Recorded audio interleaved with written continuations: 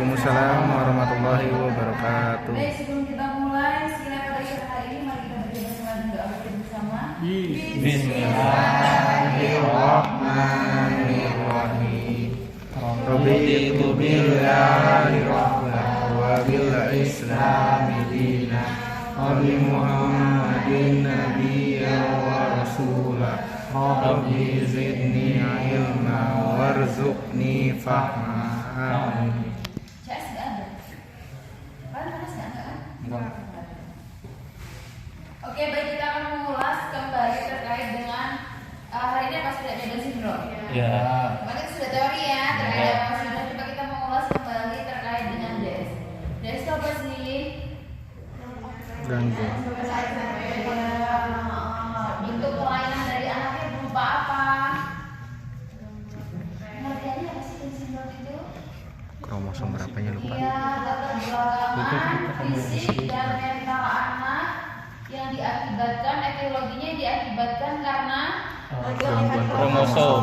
karena terjadinya kegagalan pada saat proses pembelahan sehingga menyebabkan adanya satu tambahan gamet pada kromosom ke-21 yang totalnya seharusnya orang-orang berapa? 46. 46, SS23, SC23, tapi ada kegagalan proses pembelahannya menjadi tambahan satu pada kromosom ke-21 sehingga menjadi 3. Etiologinya jelas kan? Beda dengan bervasi ada kongenital, ada idiopatik karena angin, udara dan lain-lain ya. Tapi kalau pada Down syndrome dia jelas karena kelebihan kromosom ke-21. Makanya ada ciri karakteristiknya adalah wajah yang sama antar pasien. Karena apa? Case-nya sama, kromosomnya di 21. Paham ya? Selanjutnya adalah terkait dengan ini. Faktor resikonya ada apa aja? Usia kehamilan ibu lebih dari 35 tahun. Ya, usia ibu hamil lebih dari 35 tahun. Boleh nggak sih ibu hamil di atas 35 tahun sebenarnya? Ya, kita tidak bisa melarang setiap orang, kan nggak bisa ya. Cuman makanya dengan adanya yang namanya KKN, ada yang namanya sosialisasi, ada yang namanya dan lain-lain, itu adalah untuk memberikan sebuah informasi bahwa ibu hamil, kalau hamil di atas 35 tahun semua yang ada pada tubuhnya berisiko. Sudah terjadi kemunduran. Satu, terkait dengan apa? Struktur tubuh, sendi, tulang, ligamen, otot tidak sama dengan sewaktu dia usia 25 tahun ke atas. Tapi jika sudah 35 tahun, apalagi dia sudah pernah melahirkan, nah ini ya, jadi perlu sebuah edukasi bahwa ibu hamil yang aman itu usianya ada 35 tahun ke bawah, gitu ya. Selanjutnya ada apa? Riwayat Down syndrome. Riwayat Down syndrome. Nah, perlu diperhatikan bahwa misal anak pertama adalah case-nya Down syndrome, berarti kehamilan kedua harus sudah lebih aware karena apa? Sudah ada kejadian di kehamilan pertama. Nah, ini kita perlu melakukan yang namanya tes lab kromosom. Tes kromosom perlu melakukan tes supaya tidak kejadian berulang. Nah, kan kasihan anak dia situ ya. Supaya tidak kejadian berulang, makanya si ibu perlu melakukan tes kromosom. Itu yang pertama. Kedua, ibu hamil itu penting, perlu sekali melakukan yang namanya cek lab, tes kehamilan, cek lab terkait dengan darah, terkait dengan virus. Kalau virus menghindari, yang paling penting menghindari tokso, CMV, rubella, herpes dan lain-lain ya. Selanjutnya adalah terkait dengan genetik ya, faktor risiko terkait dengan genetik. Kalau genetik itu apakah ibunya punya riwayat keluarga ibu sindrom, ayahnya dilihat apakah ayahnya memiliki riwayat Down syndrome atau tidak. Jika ada, nah ini kita harus lebih aware sebagai orang tuanya bahwa sudah ada genetik di sana. Paham ya? Selanjutnya kita masuk pada karakteristik, ada apa aja? Satu, wajahnya sama antar pasien DS. 2, Tidak terjulur. lidahnya terjulur keluar dikarenakan rongga mulut yang kecil. Kedua, ketiga, leher pendek. Keempat, memiliki satu garis telapak tangan. Terus lagi, Tangan lebih pendek. tangan dan jari-jari pipis darah. Iya, terus apa lagi? Iya, terus apa lagi? Darah. Terus apa lagi? Jari ibu jari dengan telunjuk jauh. Ya, antara ibu jari dengan telunjuk kaki itu berjarak. Ya, oke, itu adalah terkait dengan karakteristik dari pasien Down syndrome. Mental retardation, ya retardasi mental, artinya rendah sampai 30-40% rendah di bawah kita orang normal. Kalau ada mental retardation, maka ada physical retardation. Kalau fisik berarti terkait dengan anggota tubuhnya, pertumbuhan dan perkembangan fisik anak. Lambat, sangat jauh dengan bayi-bayi normal. Ya, bayi usia 12 bulan sudah bisa berdiri belum? Sudah. Benar. 12 ya. Sudah bisa berdiri, tapi pada anak DS belum tentu. Nah, makanya ini kendala-kendala ini yang bisa kita perbaiki terkait dengan kemampuan fungsional si anak, ya. Karena kemampuan fungsional itu kan memerlukan anggota gerak tubuh atas dan bawah. Itu terkait dengan karakteristik. Sekarang kita akan lanjut pada patofisiologi sebelum kita masuk pada intervensi. Terkait dengan patofisiologinya, yang pertama adalah akibat kegagalan meiosis menyebabkan terjadinya pembelahan sel tidak merata. Akibat dari pembelahan sel tidak merata mengakibatkan gamet kelebihan satu kromosom pada kromosom ke-21 atau disebut dengan trisomi 21. Itu adalah kode dari DS ya. Nanti kalau ujian 7 sampai 21 itu Down syndrome. Oke. Terus sehingga mengakibatkan terjadinya Down syndrome akibat kegagalan pada saat proses pembelahan. Sekarang kita masuk pada kendala yang ada pada anak DS. Yang pertama terkait dengan adalah terkait dengan motoriknya. Kalau kita bicara terkait dengan motorik, berarti terkait dengan pola geraknya. Kendalanya ada apa aja? 1. Berarti terjadi yang pertama, kendala motoriknya adalah kelemahan otot. Yang kedua, hipertonus. Yang ketiga, terkait dengan gangguan terkait dengan gangguan kemampuan fungsionalnya atau aktivitas daily living-nya. Sekarang kita akan masuk pada intervensi. Yang pertama adalah pada motoriknya. Ingat, pola gerak, ya, dia tidak bisa melakukan pola gerak yang baik dan benar, maka intervensi yang pertama bisa kita berikan NDT. Yang pertama adalah NDT, yang kedua myofascial release, yang ketiga apa? Strengthening motorik, strengthening penguatan pada otot-otot yang ada pada ekstremitas atas maupun ekstremitas bawah. Sekarang kita masuk pada NDT yang pertama, neurodevelopment treatment. Prinsipnya adalah memberikan sebuah pola yang baik dan benar kepada anak. Contohnya begini, ingat, anak DS itu tidak semua ketidakmampuan ada pada anak. Paham maksudnya? Dia bisa berbaring lempang, tapi dia belum bisa duduk, ya. Dia sudah bisa duduk, tapi ternyata pasien ini belum bisa berdiri di usia 12 bulan. Dia sudah bisa terlentang, tengkurap, merangkak, tapi dia belum bisa duduk. Nah, begitu, ya. Jadi mungkin ada salah 1, salah 2, salah 3 yang tidak dia mampu, tapi tidak semuanya. Paham? Jadi memberikan sebuah intervensi itu dilihatnya apa? Oh, belum bisa duduk, berarti distimulus untuk duduk. Jadi nggak perlu semuanya diberikan sebuah penanganan. Jadi silakan berikan sebuah penanganan atau intervensi terkait dengan ketidakmampuan si anak. Misal dia belum bisa duduk, pola duduk yang benar itu seperti apa yang diajarkan? Pola duduk yang benar adalah, ya, dia duduk, kakinya disonjokan ke arah depan. Yang utama adalah pegang pelviknya. Pelviknya difiksasi. Pelvik difiksasi, dirasakan apakah antara pelvik kanan dan kiri sudah seimbang atau belum. Kalau sudah seimbang, clear, ya. Ini pelviknya kita pegang.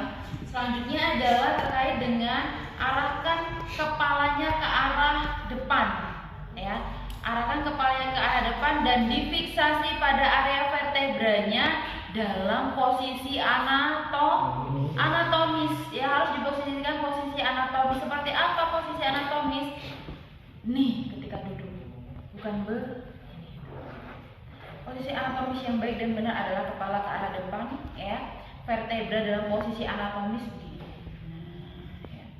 Posisi anatomis difiksasi antara pelvic dan vertebranya dipegang, difiksasi. Nah, kalau anak Down syndrome itu terbiasa untuk pola duduk yang abnormal, paham? Entah kakinya begini, yang satu begini, atau yang satu begini, M-shape. Nah, begini, ya. Entah pelviknya yang satu ke arah destra, yang satu ke arah sinistra. Nah, begitu. Jadi, yang pertama, anak bisa duduk dengan baik dan benar. Kita bisa duduk itu karena apa? Pelvic, ya, bukan hip ya. Tapi pelvic dulu, pelviknya harus benar dulu. Kalau pelvic sudah benar, posisi anatomis vertebranya baru dia bisa duduk dengan baik. Paham ya? Jadi difiksasi pada area pelviknya, oh sudah seimbang, aman. Diarahkan ke depan, kepalanya difiksasi pada area vertebranya. Ini kamu kalau fiksasi begini 10 menit aja pasien nangis. Kenapa? Pasien DS itu terbentuk pola yang abnormal. Pola yang abnormal, dia nggak tahu gimana cara duduk yang benar, gimana berdiri benar, gimana berguling benar. Nah, itu makanya kita berikan sebuah MDT untuk apa? Memberikan pola atau contoh yang benar kepada anak. Paham? Nah, ini duduk. Bisa dia belum bisa duduk. Sekarang kita melatih, oh ternyata pasiennya belum bisa tengkurap, belum bisa berguling. Satu-satu coba. Gimana? Kaisa, berguling yang baik dan benar itu gimana? Coba contohkan. Gimana?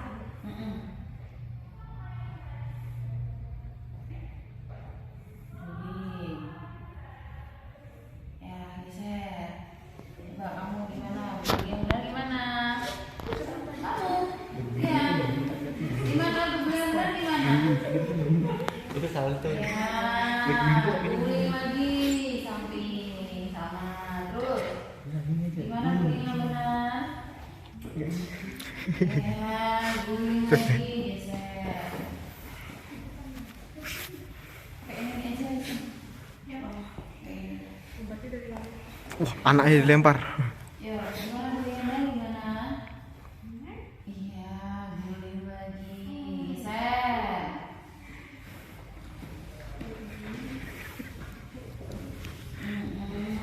Geser lagi.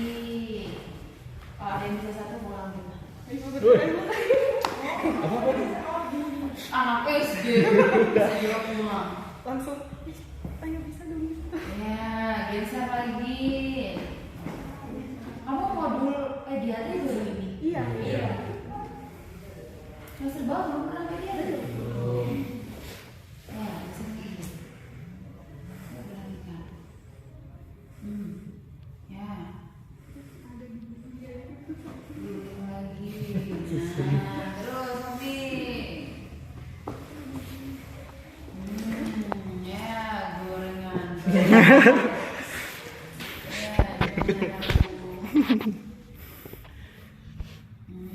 Guling lagi ya. Oke, ada yang harus yang bisa bikin teman-teman. Ingat prinsipnya ketika kamu menggulingkan, mengejarkan penggulingan ya, menggulingkan. Berguling pada pasien Down syndrome atau anak. Ingat yang pertama adalah jangan sampai ada yang tertindih, baik ekstremitas atas maupun ekstremitas bawah.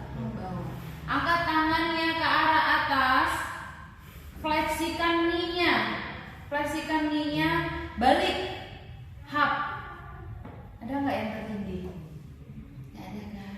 Nah, jadi jangan sampai ketika memberikan kayak penggulingan, latihan berguling pada pasien, pada anak, jangan sampai ada tangannya yang tertindih. Paham?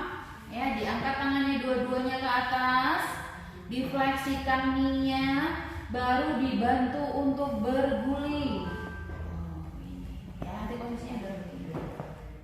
Gitu, ya. Ini adalah latihan berguling. Selanjutnya adalah terkait dengan Yang pertama NDT ya, NDT ingat memberikan sebuah pola atau contoh yang baik dan benar terkait dengan gerakan. Mau dia merangkak, mau dia duduk, mau dia berdiri, jalan, bebas. Intinya adalah harus memberikan sebuah pola yang benar kepada anak, ya. Paham ya? Jadi apa yang dia tidak bisa itu yang kamu lakukan, jangan semuanya capek. Paham ya? Selanjutnya adalah terkait dengan strengthening myofascial release. Terkait dengan myofascial release, ingat dirilis setiap sendi. Setiap sendi di mana ada sendi, di situ dirilis ya. Merilis itu gimana caranya Bu? Boleh setiap sendi diberikan rilis secara manual, boleh dengan aktif si pasien sendiri. Kayak melempar bola itu bisa merilis loh. Melempar bola, ya bola. Misalnya melempar ke kamu, itu bisa merilis loh. Jadi intinya apapun gerakan yang bisa dilakukan secara aman dan itu men-stretch otot-otot sendi semuanya aman dan itu bisa, gitu ya. Selanjutnya adalah terkait dengan strengthening, penguatan dengan caranya apa? Coba di sini. Ya. Latihan penguatan seharusnya ini juga bagus tuh pakai. Kalian tahu jimbol? Ya. Jimbol itu kan dia kan bola tinggi, turunannya lebih curam kan? Nah itu lebih bagus sebenarnya, lebih bagus karena anak lebih adrenalinnya lebih lebih dapat terasah ya, lebih. Contohnya adalah strengthening penguatan. Yang pertama adalah kita melatih terkait penguatan ekstremitas atas ini pakai guling. Kita gulingkan ke arah bawah nih, misalnya jangan lupa pelviknya dipegang. Kalau sekiranya berat 2 tangan, jangan sampai kamu pegang ucul dia. Ya. Nah ini misal nih kita penguatan pada ekstremitas atas, dorong ke arah bawah. Nah ini mau anak normal, mau anak DS pasti dia merasakan ketakutan bahwa ini akan jatuh. Maka otomatis dia akan memprotek dirinya bagaimana saya untuk tidak jatuh. Berarti gimana? Dia akan menunjukkan refleks begini. Begini tuh. Nah, tahu kan? Kayak refleks berusaha untuk menahan supaya tidak jatuh. Bagaimana Bu? Ini repetisi berapa kali Bu? Bebas. Ya tidak ada pengulangan repetisinya. Ya. Sekiranya kamu merasa oh ini sudah ada kekuatannya sudah mulai bagus nih. Kira anaknya sudah lelah cukup. Jangan sampai lelah. Ya. Nah kita dorong nih ke bawah. Bu ternyata misalnya ya kita dorong ke arah bawah dia sudah menunjukkan sebuah refleks. Diangkat lagi. Dorong lagi ke bawah. Diangkat lagi. Bu ternyata pas saya dorong ke arah bawah dia tidak menunjukkan adanya sebuah refleks. Diberikan apa? Stimulasi taktil. Ya, dia kan geli nih di sini. Ya, diberikan stimulasi otomatis nanti ketika ini positif untuk dia akan berusaha mengangkat kepalanya. Tuh, supaya nggak jatuh. Ya, ini adalah latihan strengthening pada ekstremitas atas. Benar ya? Tunggu saya. Bentar kita.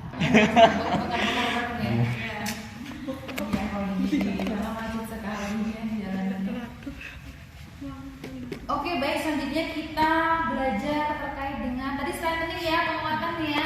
Ini bisa dilakukan pada ekstremitas atas. Pengulangan ya sekiranya kalian merasa bahwa sudah ada terlihat peningkatan dengan kekuatan otot, berarti aman. Sudah cukup. Jangan sampai juga membuat pasiennya lelah. Karena ini anak, paham ya? Tuh. Satu, kedua, ini terkait dengan ekstremitas atas. Kalau ekstremitas bawah, kita bisa memberikan sebuah penguatan dengan apa? Ingat, anak DS, awas yang ngomong pakai terapi. Ini anak DS, mau pakai terapi, diambil, dilempar. Apa? Anak DS penguatannya menggunakan apa yang mudah-mudah aja? Apa? Menendang bola. Bolanya naik. Bolanya bola-bola kayak gini nih ya. Coba kamu lempar ke saya.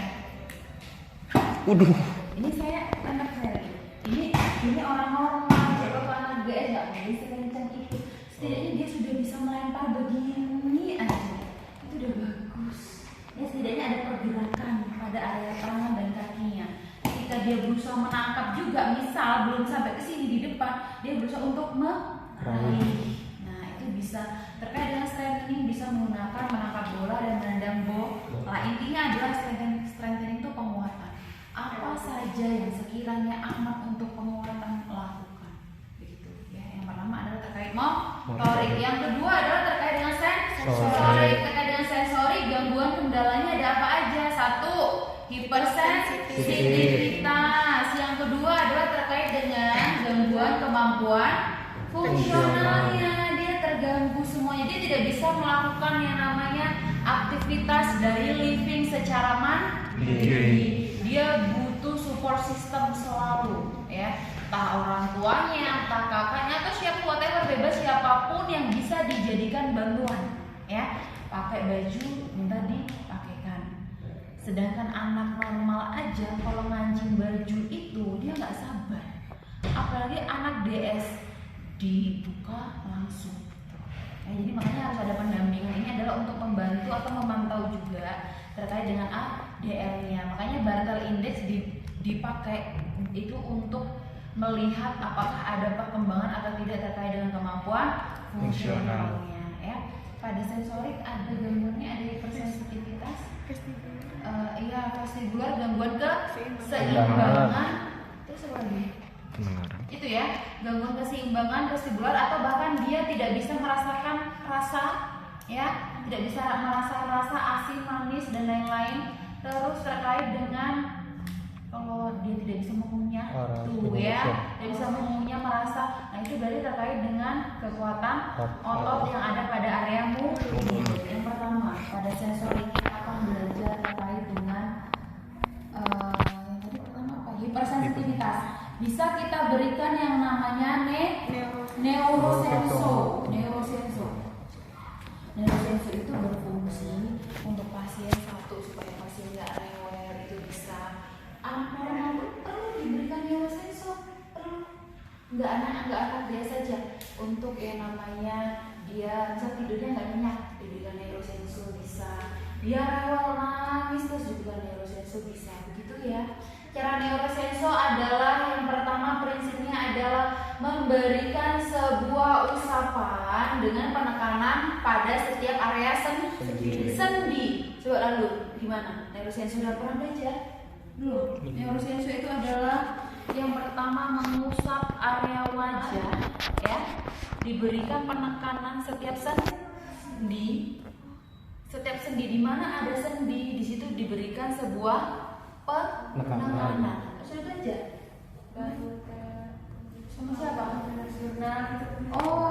Ini neurosenso, memberikan sebuah usapan dan memberikan sebuah penekanan pada area sendi. Di mana ada sendi, di situ kamu berikan penekanan. Penekanannya juga nggak kuat ya. Ini nangis. Sekiranya kamu merasakan bahwa ini sudah ditekan aman, ya. Begini. Ini yang pertama adalah memberikan usapan. Yang kedua adalah memberikan ini sama usapan juga, tangan diletakkan di umbilikus. Umbilikus mana? Usap. Memberikan usapan menuju arah jantung. 1, 2, 3.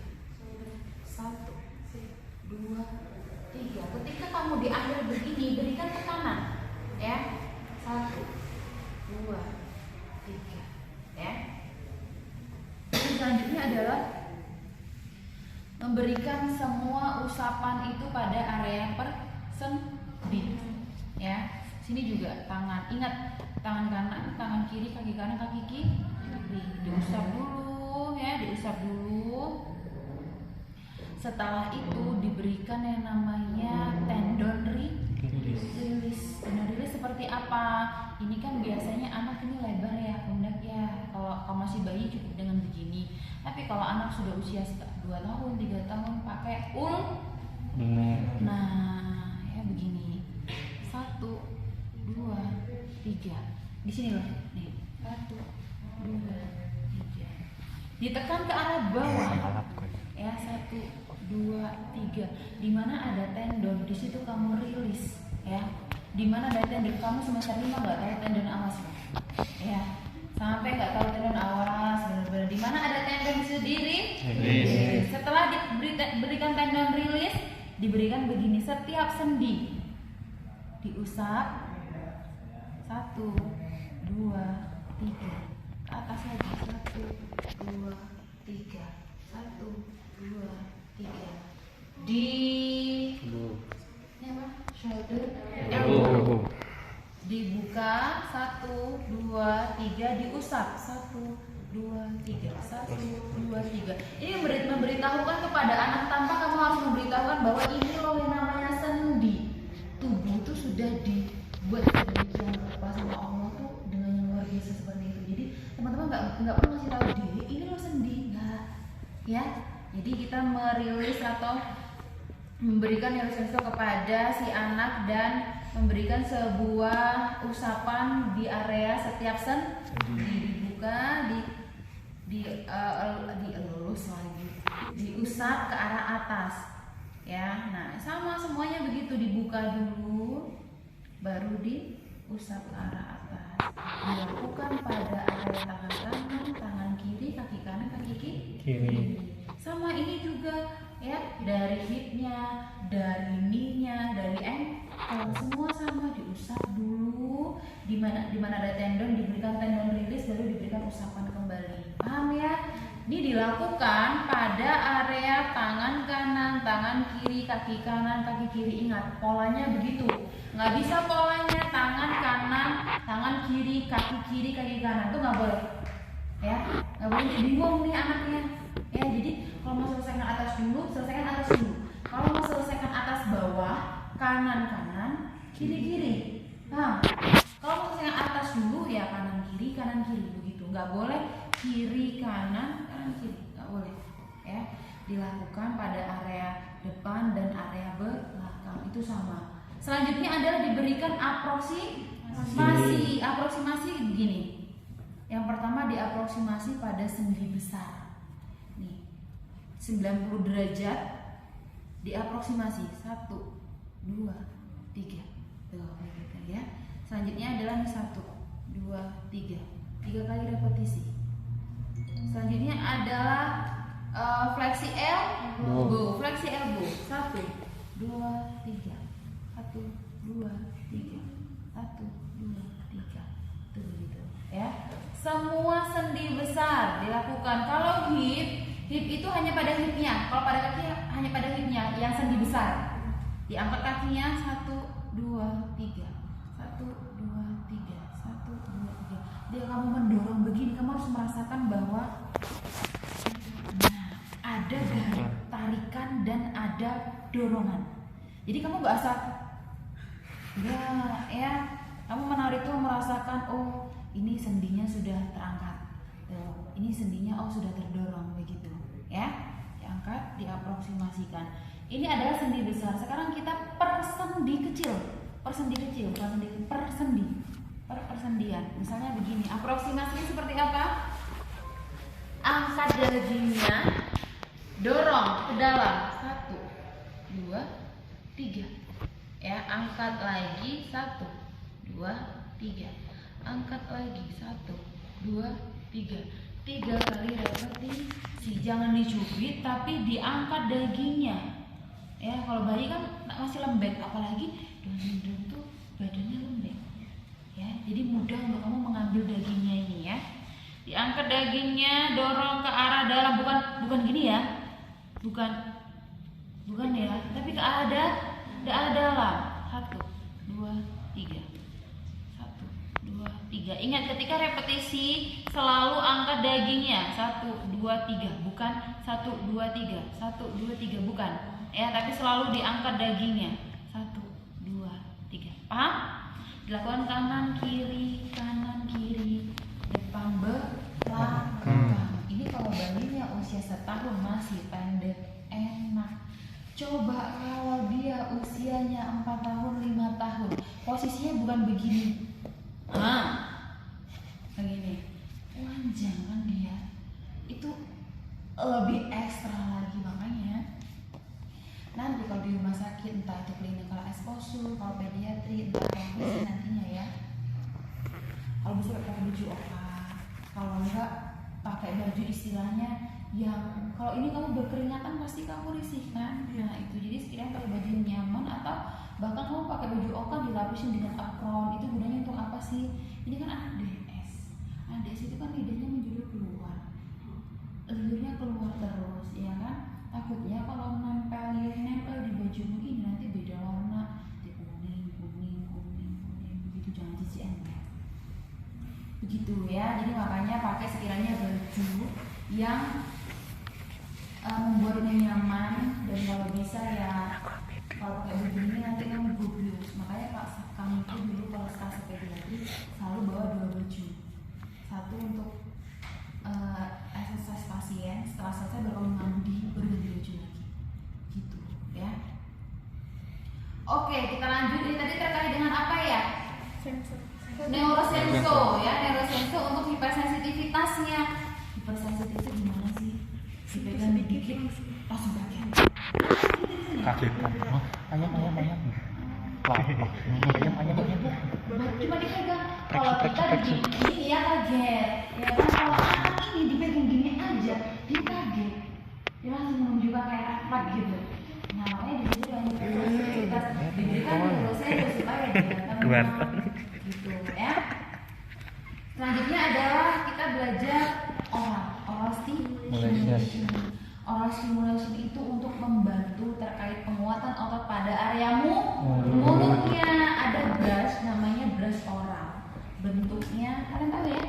Bentuknya ada apa namanya? Bentuknya begini, terus di sini ada gerigi atau bahkan ada kayak sikat gigi itu loh, brushnya itu. Nah, ya kan? Dimasukkan ke tangan kita, udah steril bisa. Dimasukkan ke tangan kita ya di sini. Nah, terus di oral stimulasi pada area mulutnya. Bu, masasnya berapa lama? Bebas, yang penting semua gusi itu sudah terkena. Gusi yang perlu dimasas adalah gusi depan ya, atas, gusi bawah, depan, gusi dalam atas bawah, gusi dalam atas bawah, dimasas. Oh ya, dan jangan lupa lidahnya. Ya, karena lidahnya itu lemah sekali. Nah, dimasas ya. Atau bahkan anak DS itu ada yang tidak punya langit-langit lidah. Makanya dia makan menggunakan, kira-kira kalau nggak ada langit-langit lidah bisa makan nggak ya? Bisa nggak? Bisa. Nggak bisa. Kalau nggak ada langit-langit atas mulut atas gimana mau makannya? Kalau kita kan bisa mengunyah itu karena ada dorongan atas dan bawah, kanan kiri, benar nggak? Kalau ada DS yang tidak memiliki langit-langit yang bisa. Jadi makannya menggunakan apa? Menggunakan sonde, selang dimasukkan dari hidung tembus ke kerongkongan sampai ke lambung. Jadi dia nggak merasakan enaknya makan, tapi ngerasain kenyang langsung. Di nasinya di blender halus, dimasukkan ke spet, disuntikkan. Masuk ke lambungnya. Kasihan kan? Makanya kita masih bisa makan, udah bersyukur ya. Oke, ini adalah terkait dengan oral stimulation, diberikan semua gusi-gusi dan terkait dengan lidahnya juga ya. Selanjutnya adalah memberikan latihan strengthening penguatan pada otot-otot area mulut. Kalian tahu bola kecil ada duri-durinya yang karet. Taruh di sini, letakkan tangan kalian di sini, diputarkan pada area mulut, diputarkan pada area mulut ya. Berapa kali Bu pengulangan bebas ya.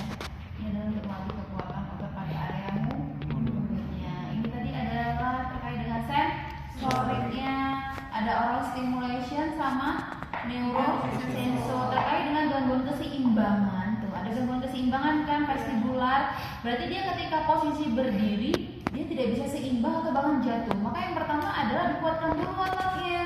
Ya, ototnya dikuatkan dulu dengan penguatan strengthening tadi, dengan main bola, dengan lempar-lemparan tendangan bola seperti itu. Selanjutnya adalah kita latih untuk berdiri seimbang. Cara seperti apa lagi-lagi? Posisikan kaki sama berdiri, pegang fiksasi pelviknya, harus seimbang kanan dan kiri. Kalau pasien normal, anak tuh bisa merasakan kalau kita kan pelvic kita udah keras sekali ya. Kalau anak itu kan dagingnya masih dikit, lunak. Kalian bisa merasakan ketika kalian menggerakkan pelvic itu kerasa loh. Kalau anak asli, ya pelvicnya. Nah, pelvicnya itu kamu fiksasi. Oh, ini pelvicnya sudah seimbang dirasa-rasa. Oh, oke, aman. Pelvicnya sudah seimbang. Ya, digerak-gerakkan dulu pelvicnya itu. Oh, pelvicnya, oh ini agak condong ke arah retraksi. Oh, berarti diluruskan dulu, ya. Oke, pelvicnya udah seimbang. Sama kayak duduk tadi yang perlu dibenarkan adalah ke kepalanya diarahkan ke depan dan difiksasi vertebranya posisi anatomis. Nah, kamu berdirikan begini 10 menit aja, berok-berok nangis. Karena dia terbiasa posisi normal, di posisi normal seperti ini nangis, dia nggak terbiasa dengan posisi ini. Nah, dilatih itu cara berdiri yang baik dan benar. Yang ketiga adalah terkait dengan apa? Ada motorik, ada sensorik, ada Kognitif. kognitif. Di kognitif pola gerak tidak terkontrol, ya pola geraknya. Jadi terkait dengan pola gerak, misal dia berdiri sudah pintar nih. Tadi kan kita ajarkan berdiri ya, pelvicnya sudah benar. Walaupun jarang deh, yang maksudnya benarnya itu bisa berkali-kali datang fisio baru benar gitu ya. Karena dia itu kalau di sini dia benar, kalau udah pulang sama orang tuanya udah sembarangan lagi. Misal pola gerakan tidak terkontrol tuh kayak tahu anak adik-adik sana sini, tapi kalau anak adik-adik kan ototnya nggak lemah, kuat. Kalau ini ototnya lemah, nah jadi jalan dikit kemana jatuh. Nah nggak kuat berdiri lama, berdiri udah gemeter jatuh. Nah gitu ya. Jadi misal sudah dilatih nih pola berdiri yang baik dan benar, baru kita latih untuk berjalan. Dan jangan lupa alat bantunya adalah, kalian tahu standing board, papan standing di pediatri ada nggak? Ada. Nah itu bisa untuk melatih latihan berdiri anak. Diberdirikan di papan standing, diikat atau difiksasi lah ya, difiksasi pada bagian ankle, knee, hip, dan trunk. Ini udah diikat ya, udah diikat. Maka otomatis dia sudah berdiri tanpa perlu dipegangi oleh fisionya, orang tuanya. Jadi dia sudah dalam posisi berdiri seperti ini. Hanya dibiarkan biasanya 15 menit, 10 sampai 15 atau 20 menit. Dan ketika posisi berdiri seperti ini, jangan kamu biarkan anaknya sambil dilatih ini tadi, strengthening tadi, penguatan. Jangan dibiarkan sayang waktunya, ya. Sayang waktunya, jadi dilatih main bola, lempar-lemparan begitu, ya. Terkait dengan karena kan tangannya nggak kita ikat, ya. Tangannya bisa tetap untuk melempar bola. Itu salah satu cara untuk melatih kekuatan otot pada area tangan. Begitu ya, terkait papan standing. Oke, itu adalah terkait dengan penata laksanaan pada pasien Down syndrome. Terkait yang pertama adalah motoriknya, sensorik dan kognitif. Ya, dari sini ada yang mau tanyakan dulu. Tadi Bu yang orang stimulasi kan gusi atas, gusi bawah, terus gusi dalam tuh gusi dalam gini atau ini? Gusi dalam yang atas. Jadi dia begini, ketika kamu mengoral, semuanya harus kena. Semuanya, ya semuanya. Di mana yang bisa kamu masas, di situ kamu masas. Di mana ada gusi, di situ kamu masas. Gerakannya Berputar. Arahnya begini aja. Putar, ya dimasas. Kalau di mulut nggak ada teknik, jadi semuanya sama dimasas. Berikan sedikit penekanan atau pokok gusi, ya. Berikan setidaknya. Pasti ketika kamu masuk tanganmu ke mulut dia, pasti tanganmu digigit. Pasti itu. Makanya nanti kalau kamu kebagian oral stimulation, ya udah begitu. Ya digigit, sering digigit. Nah tetap tuh berikan begini. Nanti kalau gigit ya lepas lagi, masukin lagi. Begitu ya. Ini adalah terkait penanganan pasien Down syndrome. Ya terkait dengan exercise-nya. Ada gambaran? Ada gambaran, benar. Nggak tahu kan? Paham ya?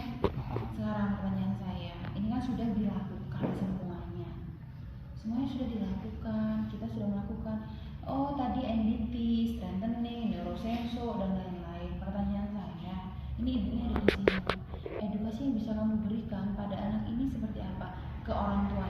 Bu, nanti Di rumah. Diajarkan. diajarkan gimana? Bu, nanti sampai rumah Melakukan gerakan kayak tadi. Diajarkan kembali. apa yang saya ajarkan? Iya. 1, 2. Bu, nanti sama 3. Bu, nanti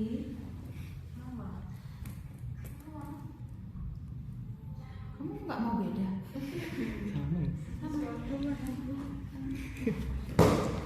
Alahan Belum mau. Ya saya praktikan. 5 semester Belum mau. edukasi apa sih? Bu, nanti apa yang ibu lihat tadi yang saya ajarkan nanti diajarkan di rumah ya bu. Ibunya lo nggak belajar klinis, kok bu ajarkan kayak gini tuh salah nggak? Kamu PNS 4 tahun butuh sekolah nggak? Kamu NDT butuh sekolah nggak 4 tahun? Kamu PNS butuh sekolah nggak? Butuh sekolah kan 4 tahun kan S1. Iya. Pasien yang baru datang kamu suruh PNS, kamu suruh NDT, kamu suruh bobat, kamu suruh DNS, kan enggak. Nah, ini kesalahan mahasiswa. Bu, nanti apa yang saya berikan ini jangan. Jadi begini, kuncinya edukasi. Jangan berikan jangan arahkan, jangan mengedukasi bapak atau ibu dari anak untuk menangani klinis. Paham? Klinis tuh butuh sekolah, ya. Enggak tiba-tiba ibunya datang pulang kamu suruh PNS, kayak pintar ibunya. Ya jangan. Jadi edukasi itu nggak boleh memberikan edukasi terkait klinis, paham? Nggak boleh. PNS butuh sekolah, DNS butuh sekolah, NDT butuh sekolah. Jadi jangan orang tua disuruh melakukan klinis, kan dia nggak sekolah. Jadi edukasi yang bisa diberikan di luar klinis. Contohnya kayak kemarin kita bel palsi, mirror exercise itu bisa dilakukan orang tua nggak? Bu, coba di kaca nanti ibu lihat masih simetris nggak? Oh kalau begini belum simetris, oh kalau begini sudah simetris. Itu ibunya butuh sekolah nggak? Enggak. Enggak kan, terkait dengan keseimbangan antara kanan dan kiri dia bisa menilai kan? Nah itu tuh boleh. Tapi kalau terkait dengan klinis, PNS, NDT, DNS dan lain-lain yang butuh sekolah itu nggak boleh diberikan edukasi. Edukasi yang benar gimana? Bapak ibu nanti anaknya di rumah diberikan makanan bergizi. 1.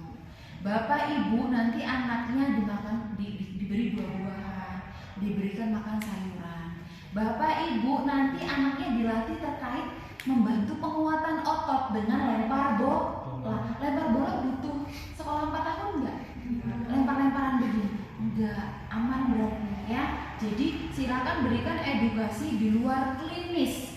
Ya catat, kamu kalau tadi bilang kayak tadi OSCE nggak lulus. OSCE nggak lulus kalau kamu bilang, Bu nanti di rumah ajarkan ya dengan apa yang saya ajarkan. Ingat kalau terkait klinis nggak boleh, ya nggak boleh. Ingat-ingat nih ya, besok kalau ada dosen masuk sekilas edukasi seperti apa, jangan jawab kayak tadi, ya. Edukasi itu sekiranya yang aman dan tidak klinis dan nggak butuh sekolah kayak lain 4 tahun, ya. Dan coba Bapak Ibu terkait dengan kekuatan otot ini bisa dibantu dengan berenang. Nah, nanti anaknya diajak untuk berenang tapi atas pengawasan Bapak Ibu atau bahkan ibunya inisiatif mau nyewa guru renang. Nah, itu boleh. Begitu ya. Paham ya? Jadi kalau edukasi untuk selanjutnya tidak boleh memberitahukan informasi kepada si bapak atau ibu terkait klinis, bukan apa-apa. Maksudnya begini, jika dia memberikan sebuah penanganan, takutnya kalau itu salah di rumah makin membahayakan si anak. Begitu, seharusnya anak kayak ini. Seharusnya kita ke arah jantung atas, tahu-tahu dia begini. Ya, nah itu tadi menghindari seperti itu, kesalahan dari dalam memberikan sebuah penanganan pada anak. Paham ya? Paham? Ingat edukasi nggak boleh gitu lagi ya. Selanjutnya adalah kita belajar merangkak. Kita belajar merangkak ya. Kita belajar merangkak. Kamu gelap tah, lampunya dihidupin kalau gelap. Tuh.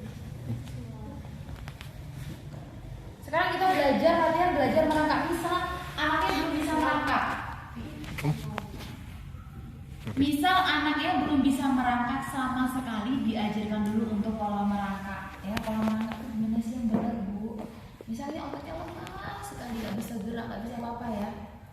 Tangan ke arah atas, fleksi knee, ya fleksi knee, saya udah begini, fleksi knee, dorong ototnya. Tuh, tangannya ke atas, fleksi knee, pantatnya terangkat kan? Terangkat kan pantatnya, dorong, hop, ke depan begitu. Apa ya? Kepalanya apa? Iya biar di ini, di sini. Anak Down syndrome itu iya begitu. Pasien Down syndrome itu ada yang terjadi kelemahan pada ekstremitas atas termasuk ke kepala. Jadi kamu nggak bisa memposisikan anak DS itu dengan anak normal, nggak bisa. Jadi kok apa dia nggak sakit begini? Ya kamu dikira-kira, jangan begini. Ini kan kita kan nggak sakit, ya kan? Dan pendorongan kamu ini kan juga nggak kuat. Gitu nih, misal bagian merangkak. Selanjutnya adalah ternyata Bu dia sudah bergerak tapi dia belum bisa merangkak sempurna. Nah cara yang paling tepat adalah yang nggak sulit seperti ini. Satu sini sama saya. Yuk sini sama saya, satu sini, dua sini. Ayo. Ting tong. Siapa yang pakai celana siapa lalu kamu sampai di sini. Lalu sini. Satu sini sama saya.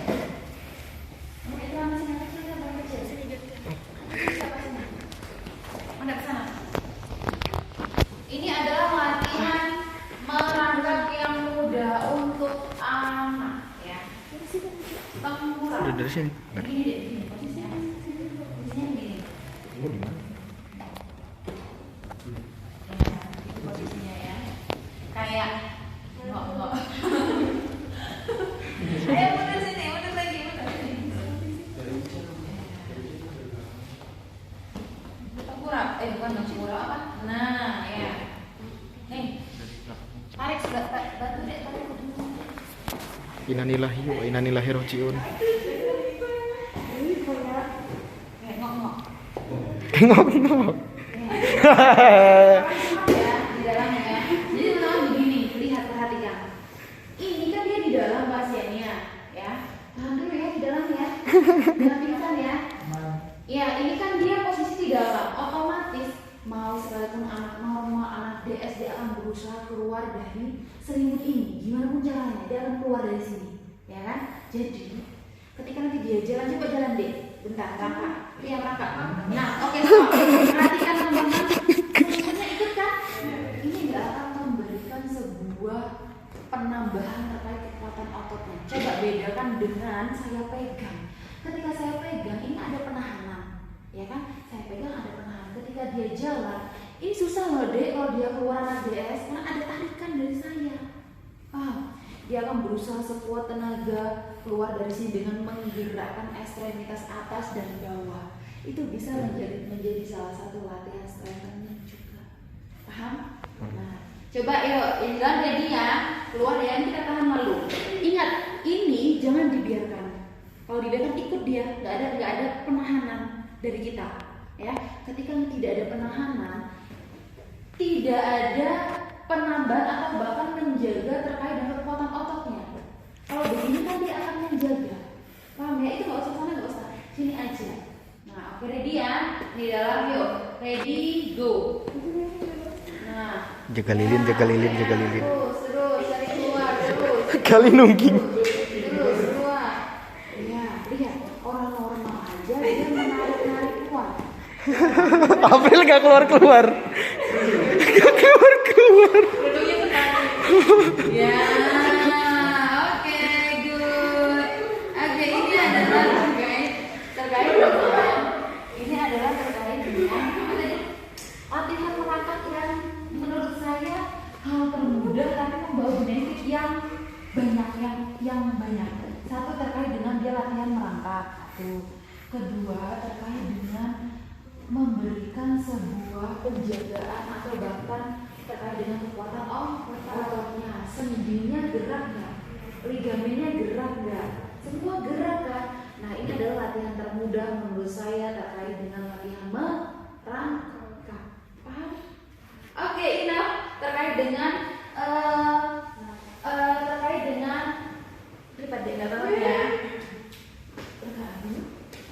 terkait dengan penanganan pasien Down syndrome, terkait dengan motoriknya, sensoriknya, dan kognitif. Paham ya? Ada yang ditanyakan?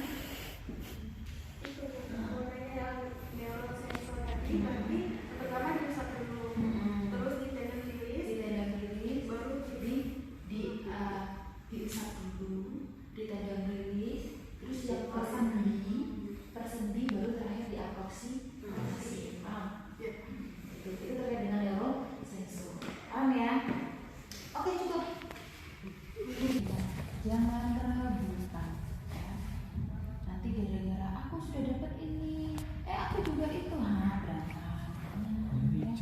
Ya, tugasnya adalah silakan cari jurnal terkait penanganan fisioterapi pada Down syndrome. Nanti gimana Bu praktikumnya? Nanti gimana? Jurnalnya dulu dipelajari. Ingat, pemeriksaan spesifik, intervensi, kamu harus pelajari itu. Pemeriksaan ada apa aja, kamu harus pelajari itu. Ya, paham ya? Nggak ada, bukan di jurnal aja. Misal begini, di jurnal tuh ada nggak pemeriksaan spesifiknya? Kalau nggak ada, kamu cari jurnal pembantu. Ya, jurnal pembantu terkait dengan pemeriksaannya ada apa aja, intervensinya ada apa aja, terkait dengan jurnalnya cari 10 tahun ke bawah. Misal ini sudah dapat lapor di grupmu, berarti yang lain nggak boleh sama. Jangan gara-gara itu berantem, jangan. Ih, bikin malu. Masa gara-gara rebutan jurnal berantem, jangan ya. Cuma berapa sih? 13 kan? 13 jurnal tuh, ya Allah, ratusan. Ya, jadi jangan gara-gara itu membuat kalian berjarak, selek, dan lain-lain. Ya, paham ya? Ada mau tanya lagi? Kamu jangan diem-diem, nggak diem-diem, paham bisa nggak paham? Paham ya? Paham. Oke, baik, sudah cukup untuk sekolah kita pada sore hari ini. Mari kita tutup dengan baca hamdalah dan doa kafaratul majelis. Alhamdulillahirabbil alamin.